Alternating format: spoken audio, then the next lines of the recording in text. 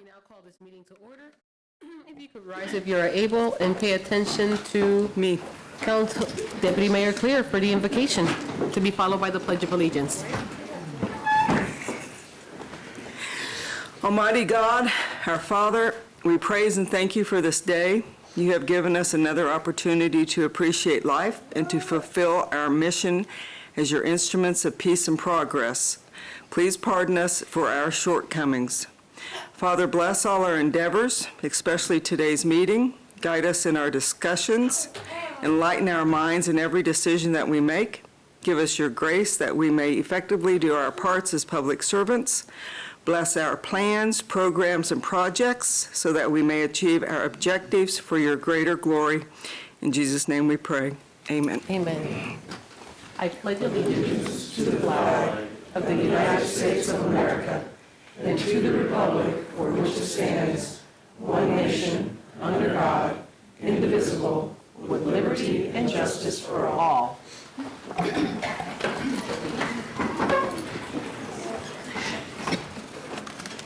We now move on to the roll call. Mayor De La Isla. Here. Council members Hiller. Here.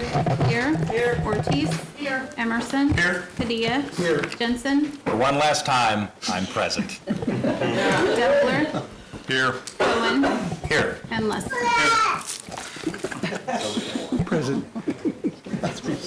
We appreciate young Councilman Jensen saying that he's here as well. Should have the last word. We have we have a proclamation, and then we also will have a special celebration. Our firefighters could join.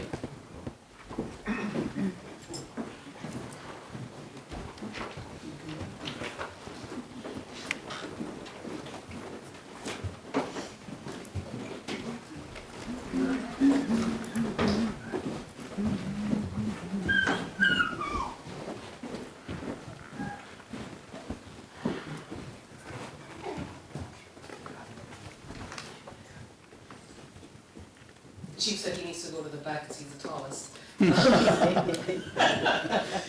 we have a proclamation here to celebrate the fire department's 150th anniversary. And it states that whereas the city of Topeka, being the capital city of the greater state of Kansas, stands to recognize the city of Topeka Fire Department and is proudly marking its 150th anniversary through 2020 with celebrations and special events in honor of this historic anniversary. And whereas the city of Topeka acknowledges and appreciates the long-standing dedicated service of the Topeka Fire Department and all of our firefighters in working to ensure the safety of our community, and we acknowledge the cultural, education, and religious institutions that have helped to share and enrich our community. We take a lot of pride in our fire department and in all of those who serve in it. So therefore, the city of Topeka acknowledges the many blessings granted to the citizens of Topeka during the past 150 years by the service of the men and women in the Topeka Fire Department. Now therefore, I, Michelle De La Isla, Mayor of the city of Topeka, Kansas, do proclaim the year of 2020 as the Topeka Fire Department's 150th anniversary as an organized fire department. Chief, could you say a few words?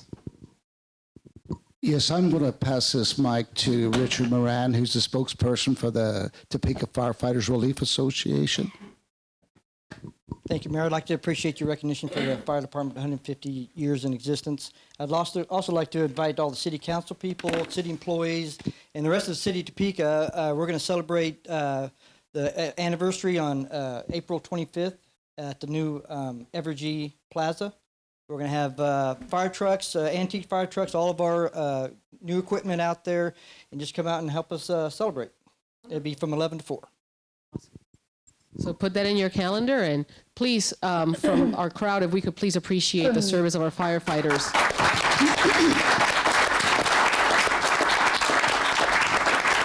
I think I'm going to steal from you guys to have a whole year celebration whenever I please to have that for my birthday. So thanks for the tip. So thank you, guys.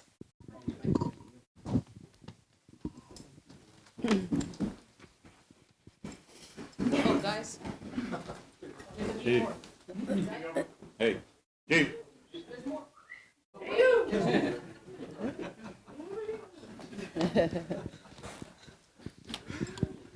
So now it is my great pleasure to start celebrating. If Madam Deputy Mayor can come over here. Sandra Clear started in this council, and she automatically made her voice known. If Deputy Mayor Clear had a question, she absolutely asked it. But the most important thing is that she was asking questions on behalf of her constituents. And the service that you have given the city of Topeka in the last term has been exemplary. As a deputy mayor, you are second to none. Your dedication to the city and your collaboration with me this year has been wonderful. So thank you very much for your service. And we want to recognize you. Your whole council wants to recognize you, and your city staff as well wants to ensure that we recognize you by giving you this small token of appreciation that we hope that you cherish as much as we cherish you. Thank you. Thank you.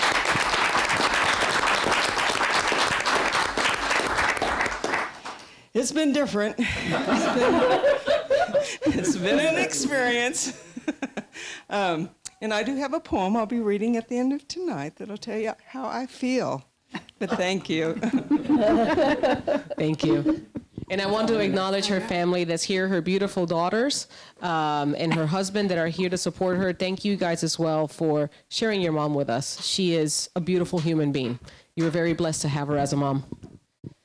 The next person that I would like to call forward, and you cannot come over without bringing the baby,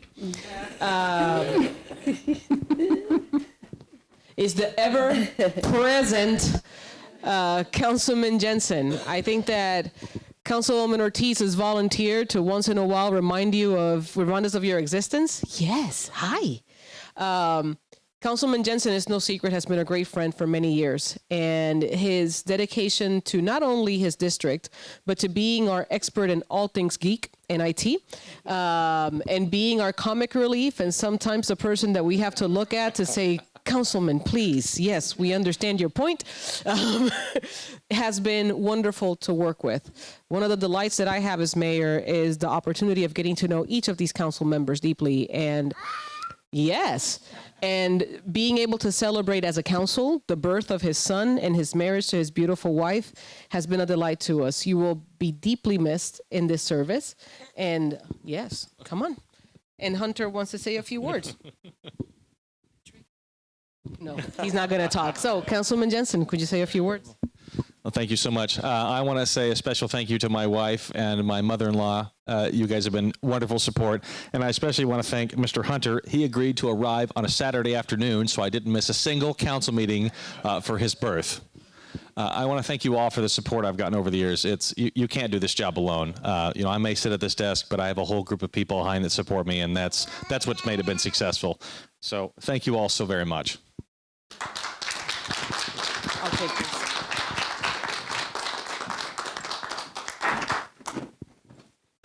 He's got the precious card. Last and certainly not least, Councilman Jeff Cohen. Not least, definitely not least.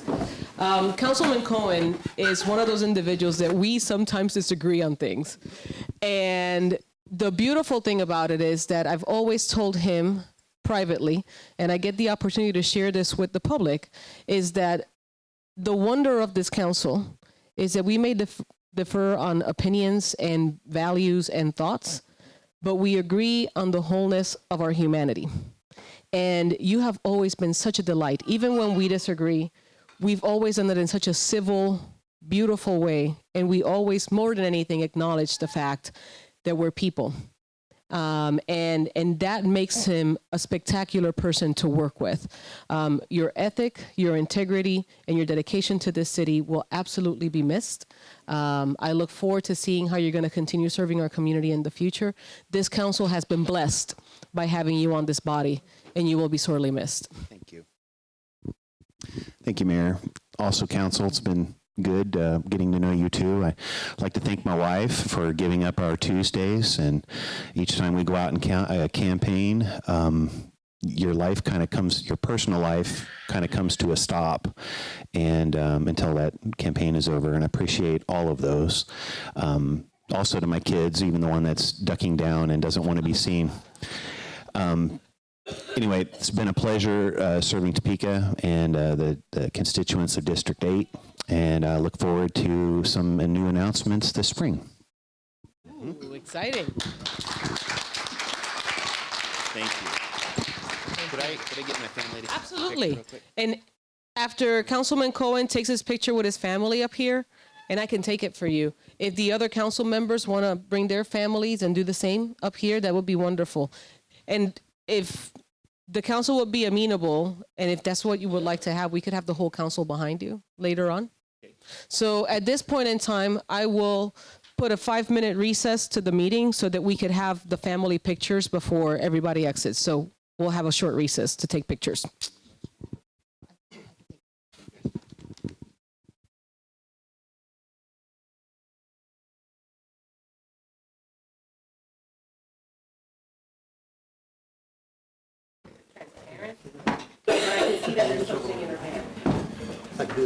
Yeah.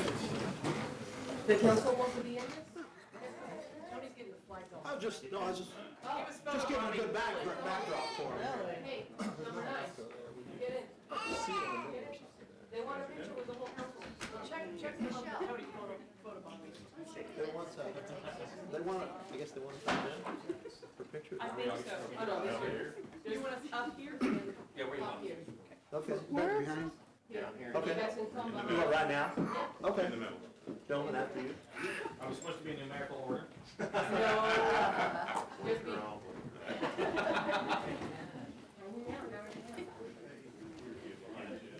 I'd be happy to get this first one, and then you guys can go, and I'll stand on the side, and somebody else can sit. Sylvia. She's behind you. No, you can't, Michelle. You can take the picture if you want to get in there. Sure. There we go. Can you still see Mike? Oh, yeah.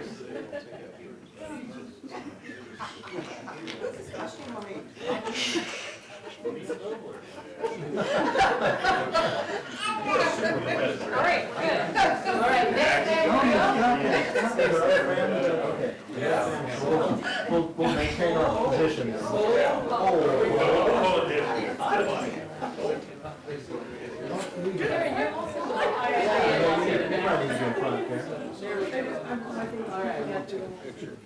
We're missing Padilla. Oh, no, we're all here.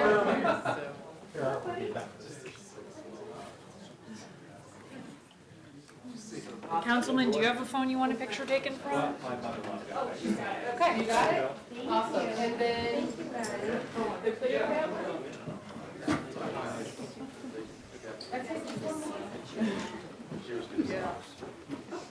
The girls are like, we're good. They're taller than I am. Oh, you're good. You're good. Don't worry, Molly.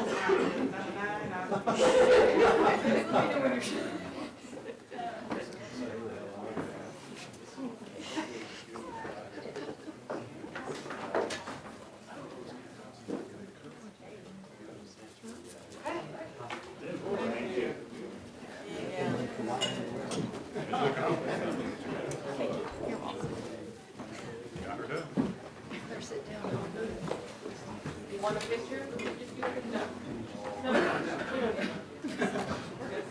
Okay. Get back and fix all the names. Oh, perfect. Mr. Microphone. Hello, Mr. Microphone. Not everybody's. Oh, Mr. Microphone. Yeah. Hey, good looking. One of the easiest commercials. Probably why I like this one. It's about my level. Do you still have yours? Still. Oh, yeah. 89.3. Yeah, they are available. So we are all back. At this point, we adjourned the we reconvened the meeting. That was a Freudian slip right there. And we move on to the appointments. A is a board appointment recommending the appointment of Benjamin Reed to the Topeka Sustainability Advisory Board for an unexpired term ending December 30, 2021. B is a board appointment recommending the reappointment of Joel Cromwell to the Shawnee County Community Corrections Advisory Board to fill an unexpired term expiring November 30, 2021. C is a board appointment recommending the reappointment of Kurt Young to the Topeka Tourism Business Improvement District Advisory Board for a term ending December 31, 2021. And D is a board appointment recommending the reappointment of Dean Patel to the Topeka Tourism Business Improvement District Advisory Board for a term ending December 31, 2021. So we have a few individuals here. I see Mr. Young. If you could please stand so that we could see you. We have some of the individuals here at this point in time. Having seen the individuals, do we have a motion? Motion to approve. We have a motion for approval. Do we have a second? We have a second. All those in favor, we now proceed with the vote.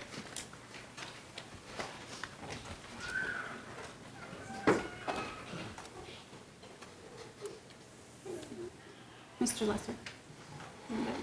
Having to really think about it.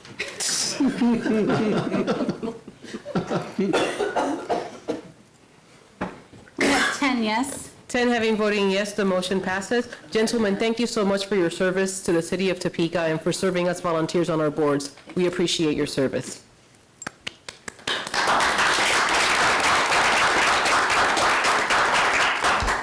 We now move on to the consent agenda, if the clerk would read.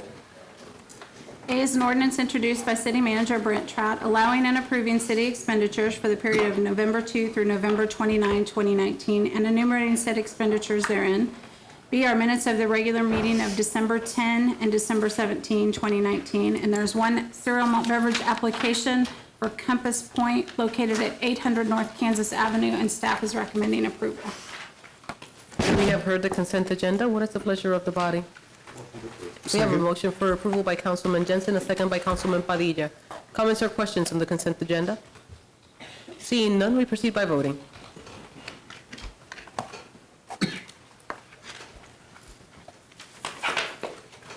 We have 10 yes. 10 having voting yes, the motion passes.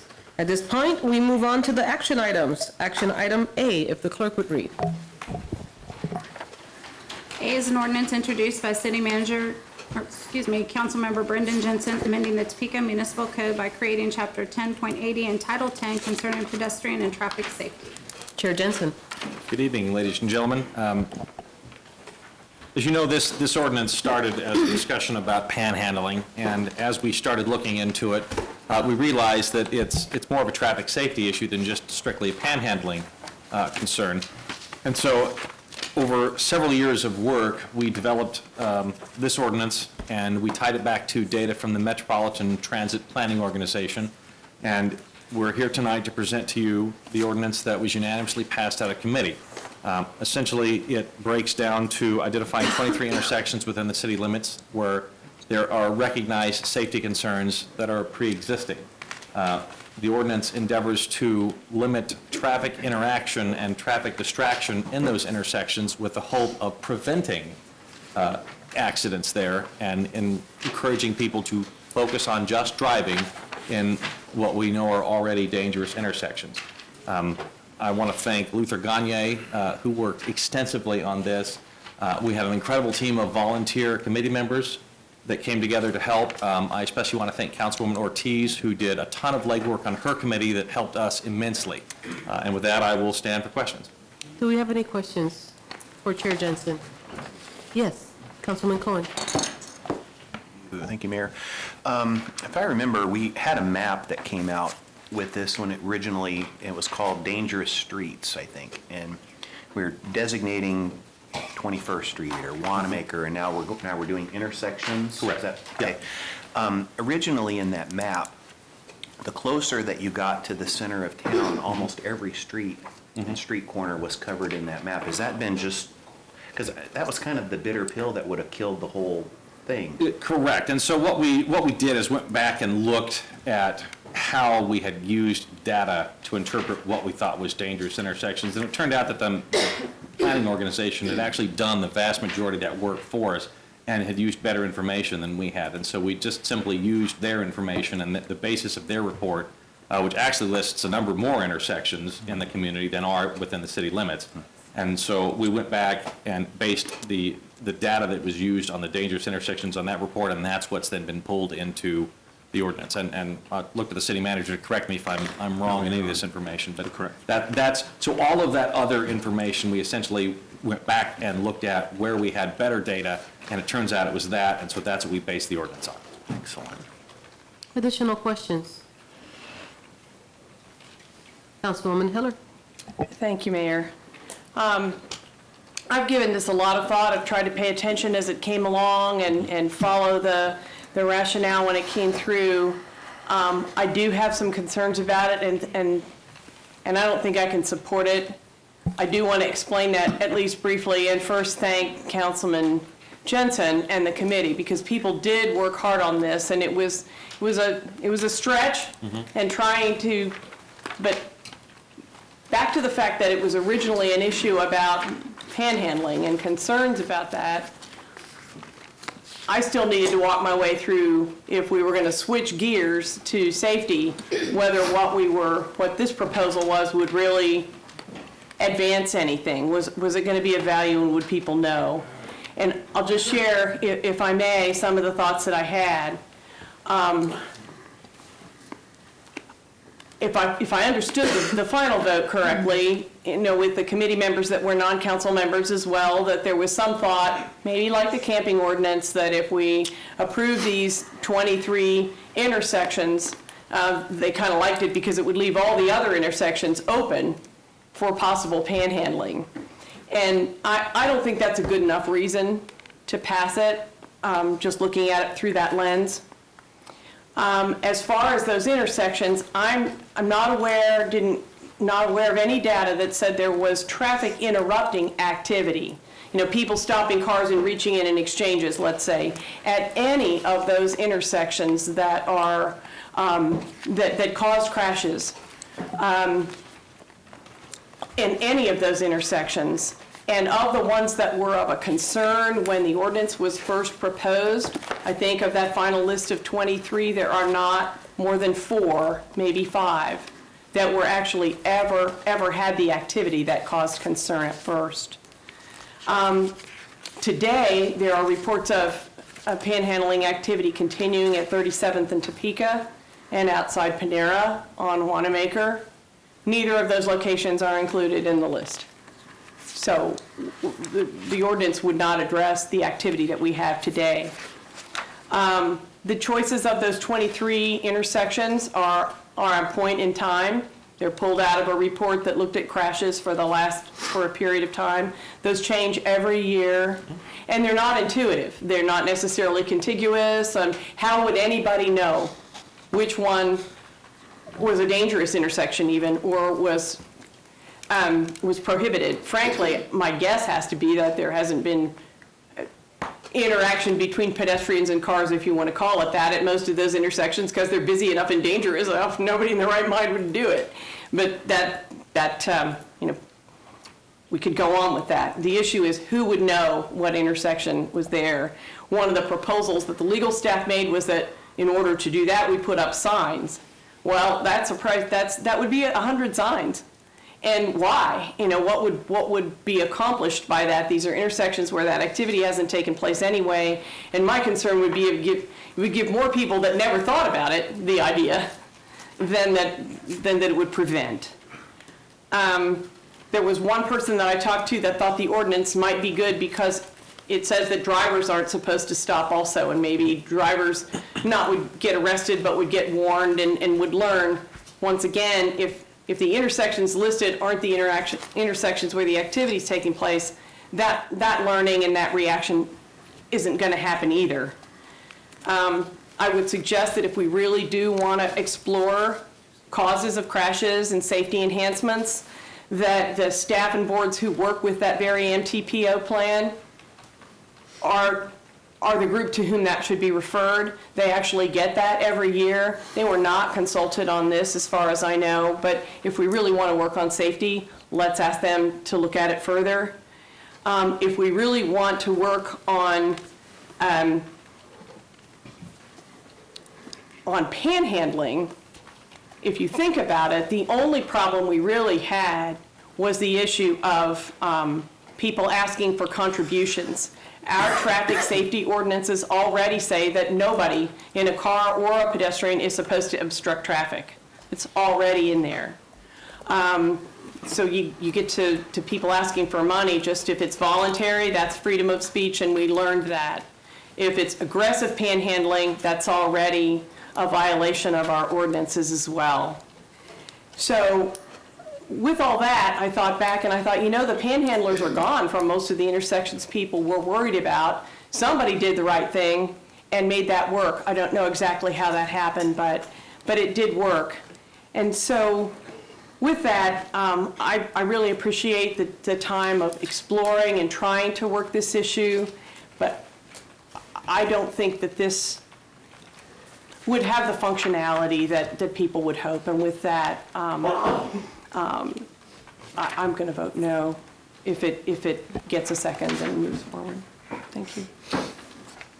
Councilman Chair Jensen, to be followed by Councilman Dobler. Thank you. Just to respond to a couple things. This is not about panhandling. I know the discussion initially started about that, but as you know, that's protected speech guaranteed in our Constitution. So there's nothing we can do about panhandling. There's no ordinance we can pass. We absolutely cannot prohibit just general panhandling unless there is a compelling safety reason to do so. So what we've done here is taken a look at what existing data we have. My understanding is that there is no data that specifically looks at crash data with people on the side of the road that are trying to distract drivers. From what I can find, there just isn't data that discusses that for or against.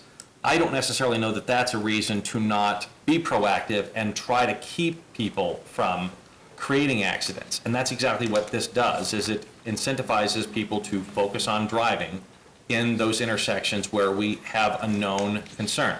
Now, I understand your point about that list will change, and yes, you're correct, it will. In theory, it should change rapidly as we've identified dangerous intersections and work to correct that. However, we all know that budgets don't permit that. So yes, that list will change every now and then. And part of the reason that we wrote the ordinance the way we did that lists those intersections specifically instead of just refer to that other document is so that if that changes, it forces the ordinance to come back to the council for review, which I think is an excellent part of it, so that we're always reviewing that and making sure that we're actually protecting people in the intersections where there's a known danger. This is not to address panhandling. It can't. All we're trying to do is in the intersections where there is existing danger to try and make them safer. You mentioned that there are some ordinances that already attempt to address panhandling. Those are unconstitutional as it sits, and they are not enforceable. I've gotten that from legal several times. So what we have out there doesn't work for those specific issues, and we're trying to address something different than panhandling here this evening. Yes, it overlaps, and yes, it will disproportionately affect other organizations that in those intersections they may have used them for taking donations for things, but the bottom line is this is a traffic safety issue, and we're trying to increase the safety at those intersections. Councilman Dobler.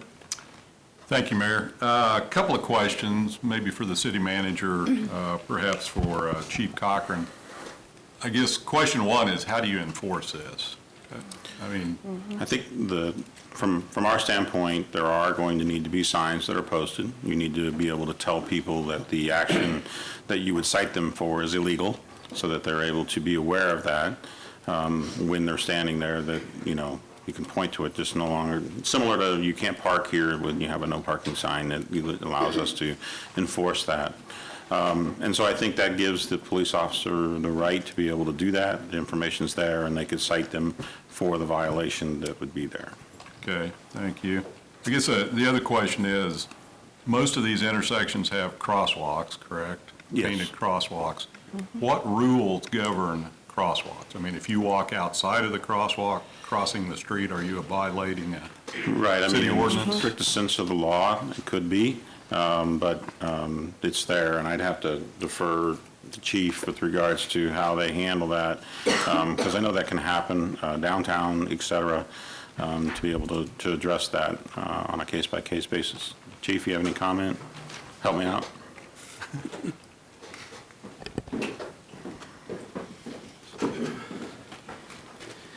Mayor, City Manager, governing body. What was the question? again specifically? That was kind of a long walk. But the question is, I mean, currently, if you cross at an intersection like 29th and Wanamaker with a painted crosswalk, the rules say you have to cross in the crosswalk, right? If you're outside of that crosswalk, does that violate a city? It's pedestrian in the roadway if you don't cross where the crosswalk is provided. And that's the way it reads. If there's a sidewalk, crosswalk, or whatever provided, then you must utilize those devices. So it could be ticketed as pedestrian in the roadway. Right now? Yes. Without this ordinance? Correct. Okay. If I might ask, does this help you enforce any issues that are causing danger out there right now? That ordinance has been used in the past. It's not one that we use every day, day in and day out. It's one of those that's used for simply if somebody is a danger to themselves or the motoring public, that's when those ordinances are usually used. Just to follow up, my question was, does the ordinance that's under consideration tonight help with any enforcement issues from the police department side? Well, the current ordinance, as it is written, would give us the authority to take more action. And it's, again, to keep everybody safe and keep people out of the roadway. And so when we talk about people entering the roadway for whatever reason, you have to do it with the light, in the crosswalk, and all that other stuff.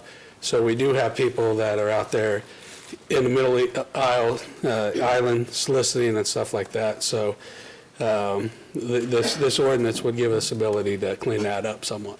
Okay. Thank you. Councilman Lesser, you had your hand up. I'll just ask this so we can save the different studies have been talked about, so we can save the city a whole bunch of money to do this real big expensive study. I'll ask you, would it make sense if someone's standing in the roadway in one of these dangerous intersections trying to approach vehicles and raising their hand to solicit funds, would you need a big study, expensive study to be completed for you to reach the conclusion that that's dangerous? I would say no, that the police department would not need that to take action. Thank you. Councilman Padilla. Thank you, Mayor. Chief, I understand what we have on the books right now, but I personally, my wife and I, in fact, here just recently, after we had a committee meeting, we're out there on Wanamaker Road and saw a group of individuals out there soliciting. And I saw one person come off the curbway there and not just stand there, approach the vehicle, raised the bucket that he was using to collect donations, shaking it at the window and hollering at the passenger, trying to get donations. Now that's serious stuff. That's not panhandling. That's pedestrian in the roadway, likely to get in harm's way.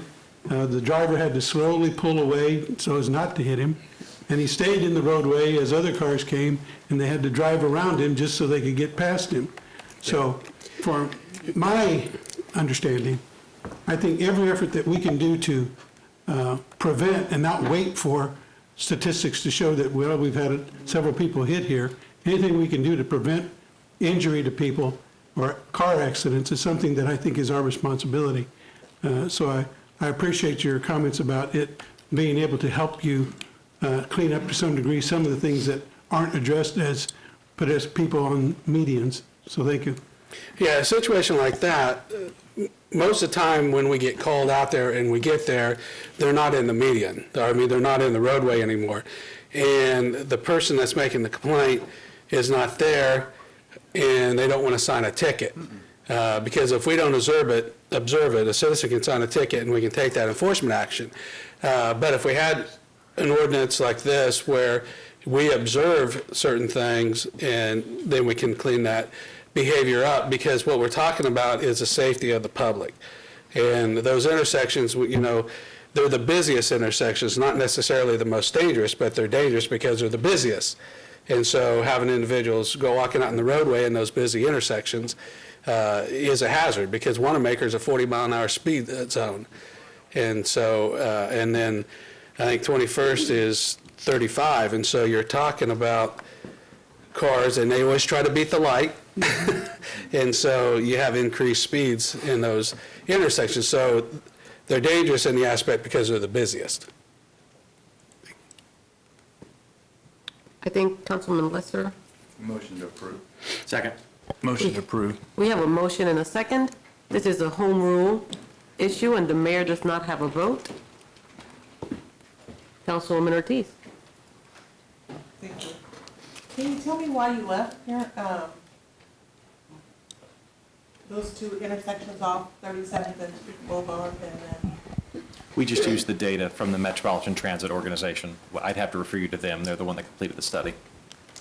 because right there where Bananas is, that's terrible. That person holds up all that traffic right there, and it's just terrible. And I was surprised that it wasn't in the ordinance. I'd like to make a friendly amendment, and maybe we could put it in the ordinance, because, you know, you have one person that flies out, and you got everybody trying to get out of Sam's, and the light's trying to change, people are flying in and around, and, you know, I just don't know if we can make a friendly amendment. to do I that, would or- defer to Lisa now. I mean, so the basis of what's in there now is very data-driven, and if we have data to support that, I would accept your amendment. But again, the intersections that are mentioned now, there's a specific report behind them that drives that. And then, that was one thing, and then the other thing is, what are we gonna do when they move locations, because that's what they're gonna do. They're gonna move locations, so what do we do? Again, this is not about panhandling, this is about traffic safety in those specific organizations. We cannot ban panhandling in the city, that's against the Constitution. It's on, well, their safety concern will still be a safety concern. Because Agreed. I've had them at 6th and Branner, that's a safety concern. I've had them at 21st and Adams, 29th and Adams. I mean, And again, correct me if I'm wrong in this, but there has to be data supporting a reason to ban interaction at those intersections. Yes, Mayor and Councilmember Jensen, Councilmember Ortiz, that's correct. There does have to be data that supports it. There's a whole section in this particular report that deals with distracted driving, and it identifies where that's enhanced, and that's in work zones, school zones, and high-volume traffic intersections. And the 23 intersections that were identified in that report within the city are what we then pulled over into the ordinance. We've got the data to support that. And again, in 2 years, however many years this report's redone, those may be changed and probably will be, and that's what Councilmember Jensen was talking about, how you will likely revisit it to decide upon, you know, which intersections will be included based on the data. Councilwoman Hill, oh, so you were not done? no. Pardon me. And then how does this affect the firefighters? Are you saying that now they can't do the boot drives? Is that correct? At those 23 intersections, that's correct. It applies to everybody equally. But they can be anywhere else. Thank you. Councilwoman Hiller to be followed by Councilman Lesser. Thank you, Mayor. Chief, if I could ask you a couple more questions. Sure. Thank you. Let's take the example that was just given of the person who was in the street sort of aggressively trying to get drivers to put money in their bucket. And let's say this is occurring at one of the intersections that are not listed here, Panera, let's say. If there's a crosswalk there and that person is not in the crosswalk and is in the street, is that a violation of the city code now? Yeah, it'd be a pedestrian in the roadway. And so if the police officers could do something about that individual being in the Yeah, if they observe it, they can take action, or if the citizen complaining wants to sign a citation, when the officer's not present, they can. Understood. Now, the same thing about the behavior, my understanding is that one of the technical thing about panhandling, if I can talk about that, is that everybody has the right to enter into a conversation with someone, and that conversation can include asking them for money, and so we can't prohibit that. but that if it is aggressive, if the person is not interested, is declining that engagement, that becomes aggressive, and that is actionable by law enforcement. Is that correct? Well, there has to be a complaint. Understood. And it has to be a complaint. I would say in those simple terms, again, we're not enforcing behavior. We're enforcing action, and the action is they're in the roadway causing a traffic hazard and a safety issue. That would be the premise of why we're doing what we're doing. It's not particular to control or correct behavior. So if they come out and they're aggressive, it doesn't matter if they're aggressive or they're not aggressive. If they're in the roadway when they're not supposed to be in the roadway, then action can be taken. So. And that's, which means that then you have the tool that you need for somebody to be out in the street now. I mean, it still would have to either be, there'd have to be a complaint, or the officer would have to observe that behavior in order to take action. But that's true with anything. Right. But currently, right now, you can stand in the median and stuff like that, and as long as you're not causing a hazard. If this ordinance was in place, then you would not be able to do that. And so officers that drive through 21st and Wanamaker and see these individuals, because they're not going to do it when the police officer's there. They're not going to do it. They just don't. And then, so, but if the officer witnesses them, observes them in the median, in the road, you know, under this current ordinance, they could take action. Okay, but we only have 23 intersections here, so let's say that's happening at 21st and Adams. Well, we just don't do anything? Well, no, I mean, if we observe it or see it. But I would also assume that if the data supports that there's an issue at 21st and Adams or 37th and Topeka or whatever, and the data supports it, we can add more intersections to the ordinance, I would assume. Right.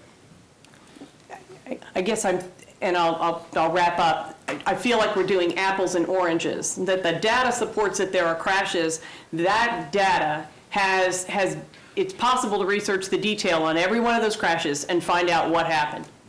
And I don't think that was done, and I'm not aware, being familiar with many of those intersections anyway, that pedestrians standing on a median or standing in the street were the problem in any of them. So it's an issue that they have crashes, but it's not related to people being on the median. And it seems that we do have ways to address people with dangerous behavior now, and that we are, and so that most of our accidents are due to inattentive driving, and the drivers being distracted. And I think a safety issue is when you have individuals in the median, that becomes a distracting factor to drivers. So I think it is, when you talk about pedestrian safety, it becomes very important in that aspect. I would think that we should have something about medians in that case. If that's the problem, then, but otherwise we should just get rid of pedestrians, which we're not going to do. Thank you. Before we proceed with the discussion, I just saw my notes, and there is an individual signed up to speak, and I want to give him that opportunity to be part of our discussion. The individual is Chris Deister.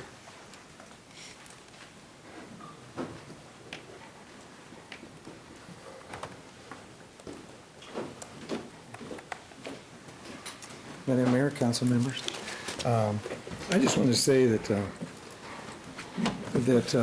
at first I was, as I read about this in the newspaper and thought about it too, I was thinking that it would be a pretty nice little ordinance to have, but I wanted to decry putting up any signs. That's just a preamble to what I want to say. But as I've said before the council before, I think we need to get everything out of the air that we can here. Let's not junk up our city anymore and make 23 signs for intersections saying this. It's disgusting as far as I'm concerned, and I think the average Topekan and anybody that appreciated aesthetics would say the same thing. And if this thing passes, this ordinance, which I no longer agree with, we could have a brass disc put in the pavement with a certain color, and when that person approached it, he'd know he couldn't be there. That would be the minimum, I would think, or the maximum we should do. I know Bill Freinder has worked hard on the sign thing, which I thought only went halfway, but that's not a criticism, really. I appreciate his efforts. Number two is the spirit of the law of the ordinance won't be respected anyway. And it's not that I don't want an ordinance, but if it's legal to designate 23 intersections and it's enforceable, then what about 24? And for that matter, then, it is not legal to outlaw panhandling, but it is legal to designate places that you can't be if you're a panhandler. And my opinion is we should do that at every street corner in the city, every single one of them. Because if we're really doing this for safety, let's think about just traffic at any intersection then. We may have evidence to say, we may have, what did you say, data that would, and that's nice, that's very good, and I'm sure that's always good evidence. But how about the first time something happens, or this, that, and the other thing? Because actually, in a way, it is about panhandling. Even though we don't want to admit it, you know that everybody in the city is bothered by this. It's not a good thing. If people need money and need attention, they know where to go in this town that they need attention, need a little finances or something like this. It's abused by people that they have little clubs that they go in shifts on anyway. You know, it was true in my city where I was for 20 years after I left this city in Dayton, Ohio. Very well organized little groups of panhandlers who had 58 seconds left. You still have a minute, sir. Yeah. They had, they were on shifts. And I saw two of them arguing under a bridge one time about, they were about to come to fisticuffs about their shift. And it's just not, I don't think it's necessary at all. And I think it's, deplorable that we allow it, because there's plenty of ways and plenty of churches you can go to that are glad to help with a little extra something. But if you don't want to work, it's a good place to go. And if you're, so I would recommend that it be revised that absolutely no sign, definitely, up in the air, be put on our intersection saying you can't. That would be disgusting to most of us Topekans. So I appreciate you listening, but I would like every street corner in the city be exempted from having that be there. So I don't agree with it as it's written. Thanks. Thank you for your comments, sir. Councilman Lisser. Thank you, Madam Mayor. First question I have is this is directed towards Lisa Robertson. Lisa, we use the data that we've been discussing all night as a guide to create this ordinance, correct? Correct. That in no way, shape, or form says that that's in totality, and I agree with Councilwoman Ortiz, the danger of the intersection there at Panera. Every time I go there, and people starting, people stopping. While we use that study as our guide to create this 23 intersections, that does not preclude us from adding the intersection at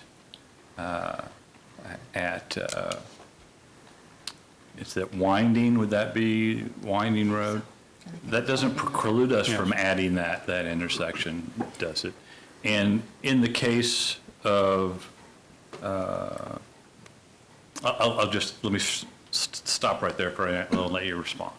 Councilmember Lesser, I would not feel comfortable adding intersections that weren't supported by the data that we're relying upon, just because it is supported by the data in this document, and it really talks about distracted driving. I think that's really what it's about. And distracted driving is really a problem at intersections that have a very high volume of traffic. And that particular intersection, I know what you're talking about exactly. I don't think it must have had the same level of volume as they based the others. I don't know. I can't speak to how the report was done, but those very clearly were the 23 intersections. And at this point, I don't know that I'd feel comfortable adding that intersection now, but perhaps later on, in the next several months, we could look and maybe seek more information about where the data came from, what they relied upon, and add it. And there again, that's where I come back from, is saying the data we use is a guide. If we were to add this intersection there and or be challenged, the burden would be with them to show that this is a safe intersection for someone to be in the roadway, correct? To an extent. I think that when you look at ordinances such as these that are very constitutionally tied, you have to make sure that we're not going to get ourselves in a position where we're adding intersections that aren't clearly set forth in the report. Otherwise, the courts are going to apply strict scrutiny to us, and that means that the ordinance is presumed unconstitutional, rather than if we use the 23 intersections that are clearly stated in the report, it's not going to be strict scrutiny that's applied, and it'll be presumed constitutional. There's case law that's out there with regard to the Constitution, and I would not feel comfortable at this point adding an intersection that wasn't included in that particular report, based on that. There again, though, all due respect, I wasn't asking what you were comfortable with. What I was asking, though, was if we were to put an intersection that we felt was unsafe and distracted drivers to be at, it would be the burden of the individuals challenging our ordinance, both to get that to be overturned, though, correct? Yes, they would have to file a suit and challenge us on that, and then if it did go to court, that's when all of the application at the level of scrutiny would be applied at that point in time. And it would go through the court system. So it could be, I'm not proposing this, but if let's say we did add that intersection, maybe 5 years till if we were overturned, whether or not we lose that intersection, correct? I couldn't say for sure, but I'm the just court saying system's a could be- lengthy period of time, and to go Thank you. through the system, yeah.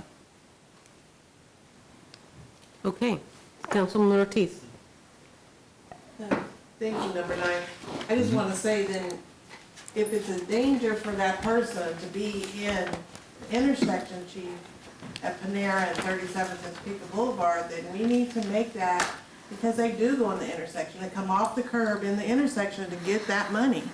And we need to make our officers aware of that, if we already have that intact. I don't know how many times I've seen an accident almost at Panera, and I can't remember the name of that street. But it's just terrible. And they sit right there and they wait. And they hold up traffic. And that's just not a good thing coming out of there. So if we have that tool, let's put it to use. Correct. I think the important thing to keep in mind here is the intersections that are on the list are supported by hard fact data that can be relied on, okay? The intersections, even though they may be busy, we have not had accidents and had individuals in harm's way, okay? That's the difference. We have busy intersections that are not on it. Winding Road in Wanamaker is one of the busiest intersections you'll find in the city of Topeka.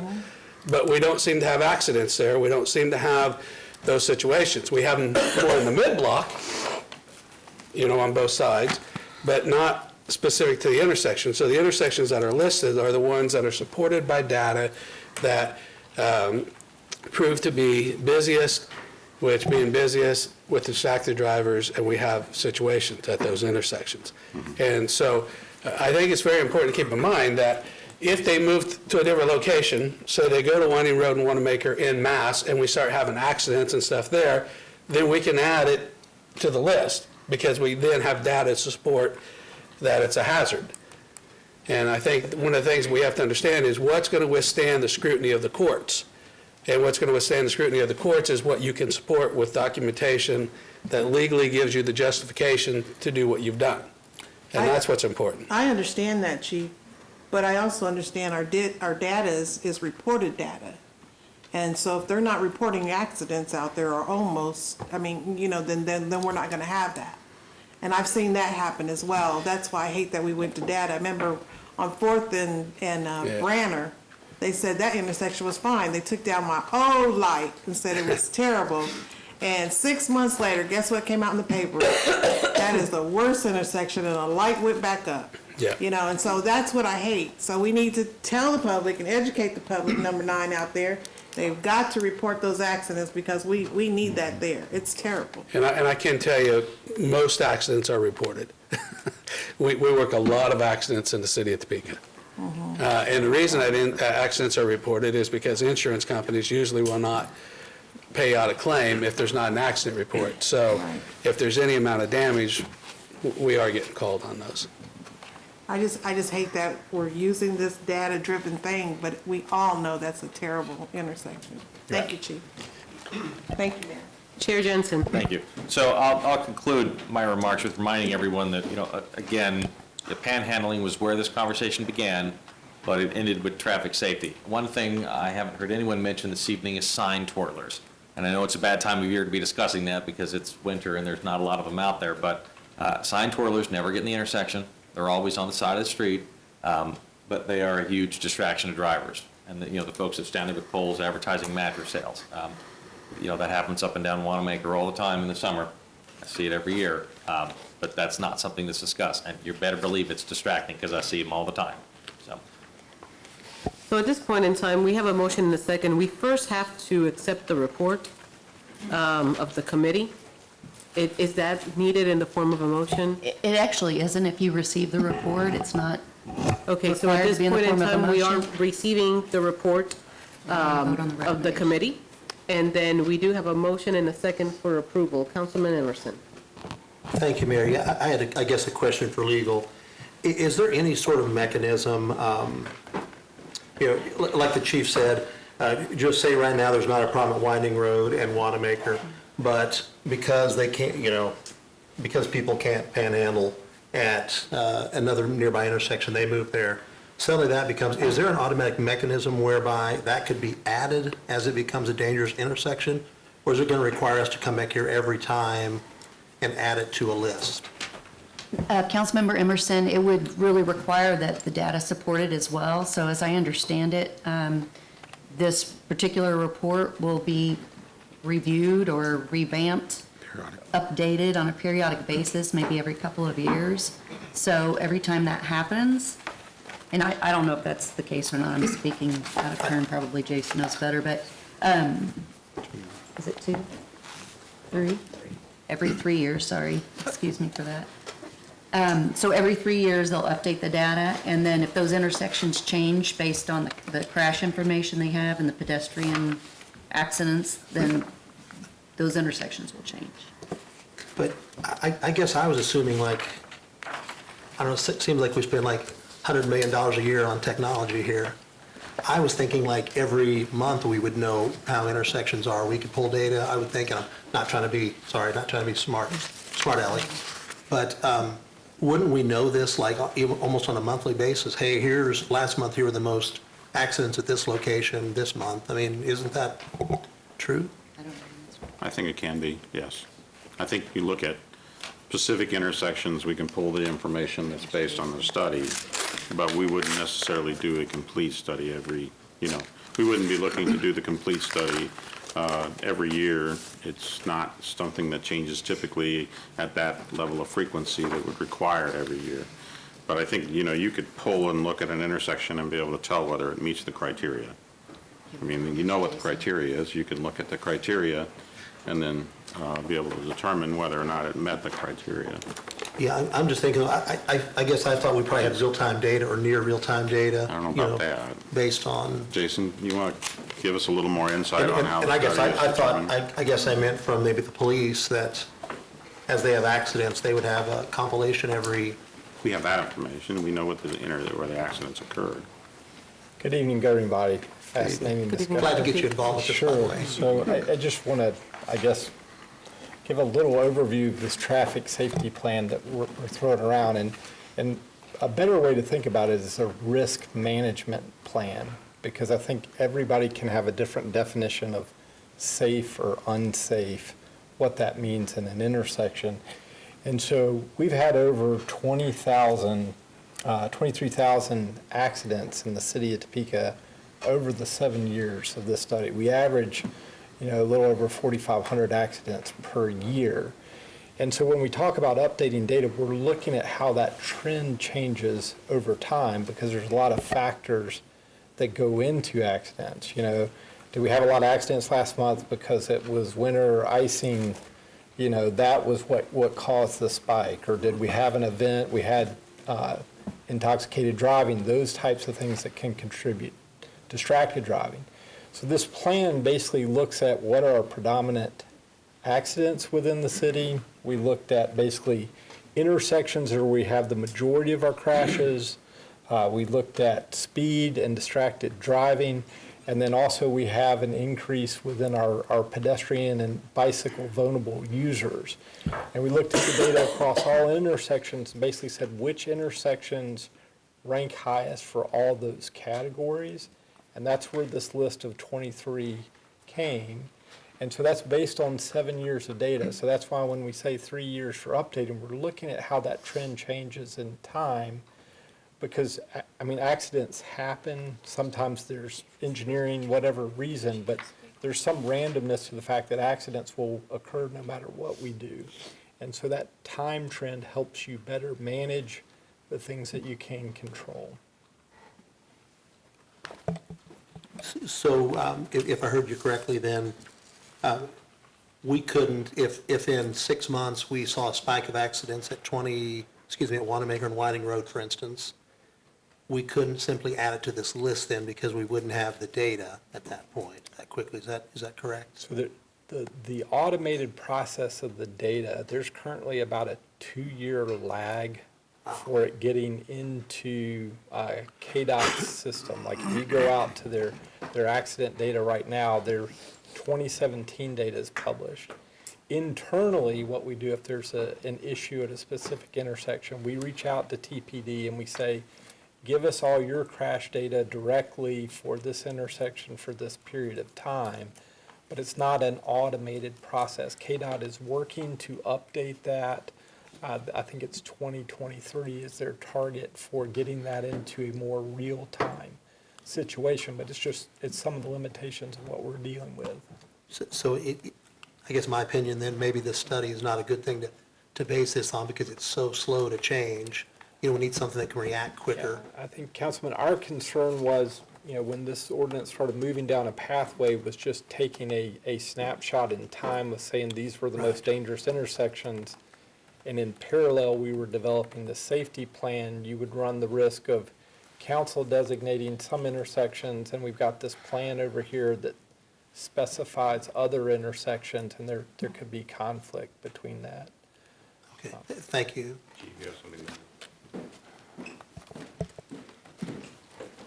The crash data that the state keeps is about 2 years behind. Dr. Peak is correct.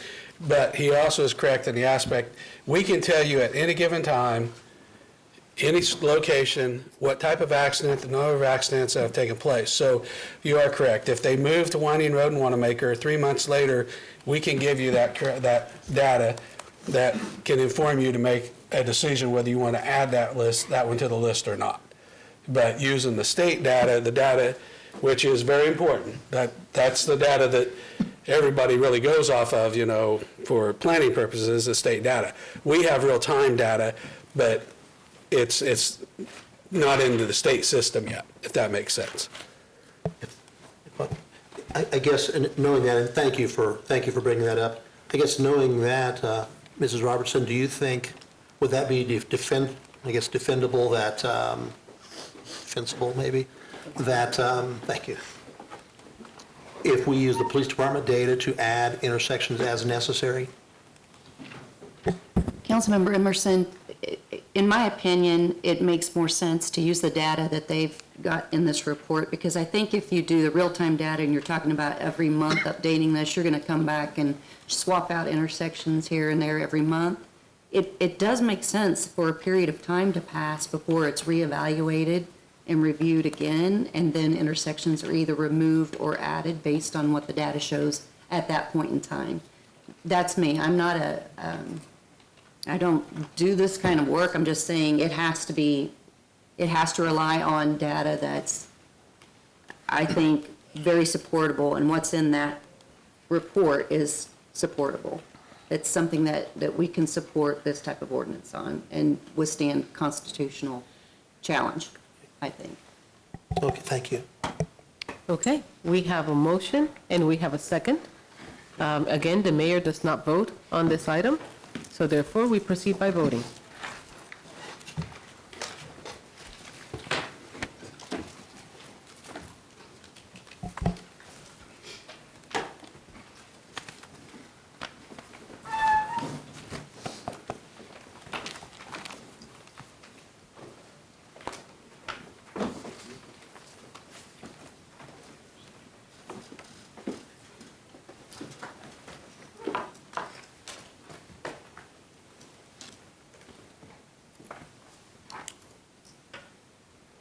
Okay, we have 8 yes with Ms. Hiller voting no.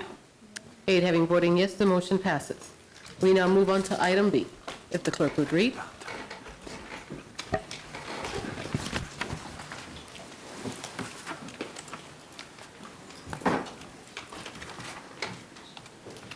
B is an ordinance introduced by City Manager Brent Trout, amending the district map referred to and made a part of the zoning ordinances by Section 1850050 of the Topeka Municipal Code by providing for certain changes in zoning on property located at 1422 Northwest Eugene Street from R2 Single Family Dwelling District with a special use permit for a mobile home park, all to X1 Mixed Use District. City Manager. Thank you, Mayor. Planning and Development Director Bill Finder will present the information related to this zoning code update and map change. Thank you, Mr. City Manager. Good evening, governing body. This zoning before you tonight actually includes 2 actions to put this into reality. You have a rezoning of the property itself. And then on top of that, you have a conditional use permit. So I'm going to talk, but it's the same project, same proposal, and then we'll break down those actions. The Planning Commission did recommend approval as a package. So I think that's an important distinction to make here. The background on this is you have in the North Topeka West neighborhood, at 1422 Northwest Eugene, you have a vacant lot that really separates out a business, an existing small business, auto repair and offices from single-family homes. The lot in the past had been used for mobile home court or park. There had been 4 mobile homes on there. The new owner, the current owner, purchased and removed those mobile homes. They had been quite a bit of a code issue over the years and dilapidating with many code violations. I think we put some pictures in your packet. So he removed those, and what he would like to do is expand his parking for cars that are waiting to be repaired or that are waiting to be picked up. As you can see, the size of his property is not very expansive. This proposal would be expand about 50 feet of frontage to his business, to his property, which amounts to about 25% of his frontage. So it's a minimal expansion that can help prevent overcrowding of his lot, of his current lot, which creates a bit of an eyesore or overcrowding the street with those parked cars. It allows the business to expand in a reasonable manner, all the while trying to be compatible with the block. So that brings us to the issues that were addressed in the zoning report, in the staff report, and at the public hearing. Namely, does this comply, is this consistent with the neighborhood plan? Neighborhood plan calls for this particular parcel to be residential. And our recommendation would be it is consistent if you also combine and link that to conditions of development. Those conditions of development include creating a front yard, so you set back the parking, so you can continue to have a front yard aspect on that block that would be landscaped. So that's set back 20 feet in line with the other homes. You would have decorative fencing along the front, black wrought iron fencing. You would have a privacy fence as well from the property to the south. No additional lighting. The property would also be required to have a hard surface. In this case, since there's not any public use of that, the city standard is a 8-inch compacted gravel, and that drains. And so that is the conditions of approval. And changing the zoning would still allow the property to be used in the future for residential. There's no structure being built on it now under the proposal. And we would, take the view that overall the broad interpretation of the plan allows the neighborhood to improve by reusing the property for a use that is compatible, and as opposed to allowing it to be a blighting influence by just remaining vacant. And I think that was a big concern that staff and the Planning Commission looked at. We did have a public hearing. We did not have any speakers. We did receive a letter from the NIA opposing the rezoning, and also asking for the condition of the parking surface to be paved. As I said, there was 2 actions here to take. The first one is as a rezoning action to go from R1 or R2, excuse me, to X1, mixed use. And then the second would be for the conditional use permit. The Planning Commission made a specific recommendation of support for this, provided this is a package that both of these things are approved. If you do not feel like there is, or this would be a lack of support for the conditional use permit, for instance, then they don't believe the zoning should also be approved. So, so at this point, I'll stand for any questions from the body. Questions for Mr. Hyender? Councilwoman Hiller. Thank you, Mayor. I'll confess this looked pretty straightforward, so I didn't spend a lot of time on it, but you talked about this proposal would include allowing them to move forward without paving their parking space? The condition allows a 8-inch compacted gravel surface. It is not an asphalt treatment. This is consistent. This is the sort of thing that we would have anybody else do that has a low use, low weight, not open to the public storage for cars. And so that's the city surfacing standard that we're using. Okay, because I've had people with car garages that had to pave. So. That's correct. So if there's a lot of back and forth traffic coming and going, this is that would be a different recommendation for surfacing. So in the instances where this is more of a dead lot, low use, then we would, and there's notes in the CUP that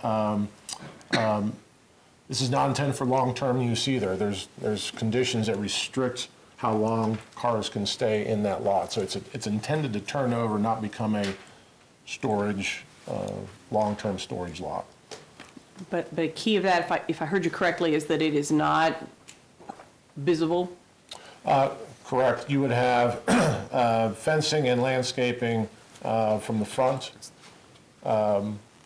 Actually, it would be visible, but it would be screened. It would be obscured, if you will. Okay. It would be screened from the south, from the house to the south, with a solid privacy fence. In the front of the street, there would be a wrought iron black decorative fence set back 20 feet, and in front of that you would have landscaping. Councilman Lesser. Motion to approve. We have a motion for approval. Do we have a second? We have a second. We have Councilman Emerson. Thank you, Mayor.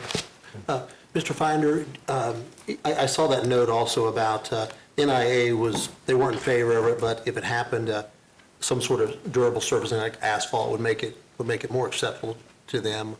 Is that something the applicant would give any consideration to, do you know? Councilmember Emerson, yeah, it's something the staff certainly is fine with, but I think the applicant indicated to us that was not part of their budget for their business. So that would be, might, yeah, be a.